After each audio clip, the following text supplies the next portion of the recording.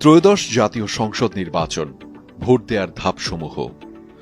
বাংলাদেশ নির্বাচন কমিশনের পক্ষ থেকে ত্রয়োদশ জাতীয় সংসদ নির্বাচনে ভোটদানের ধাপগুলো জেনে নিন। ভোটের আগে আপনার ভোটার নম্বর, ভোট কেন্দ্র ও ক্রমিক নম্বর জেনে নিন। ভোটার নম্বর ও প্রয়োজনীয় তথ্য জানতে 105 নম্বরে কল করুন, যা সম্পূর্ণ টোল ফ্রি। ভোট কেন্দ্রে যাবার সময় ভোটার নম্বরটি নোট করে বা ভোটার স্লিপ সংগ্রহ করে সঙ্গে নিন। ভোটের দিন সকাল 7:30 থেকে বিকেল 4:30-এর মধ্যে আপনার নির্ধারিত ভোট কেন্দ্রে উপস্থিত হন। অন্যান্য ভোটারের সঙ্গে লাইনে দাঁড়ান। আপনার পালা এলে ভোট গ্রহণ কর্মকর্তা আপনাকে ভোটার হিসেবে শনাক্ত করবেন। শনাক্তকরণ শেষে আপনার বাম হাতের বৃদ্ধাঙ্গুলিতে অমোচনীয় কালির চিহ্ন দেয়া হবে।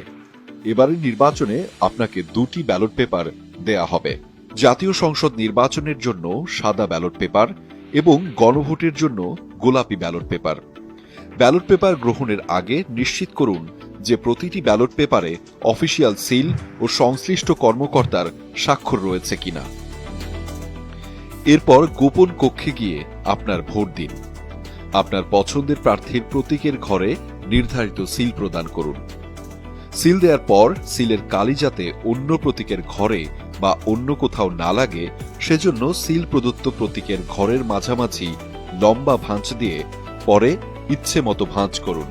এরপর ভোট গ্রহণ কর্মকর্তার সামনে রাখা ব্যালট বাক্সে 2টি ব্যালট পেপার ফেলুন।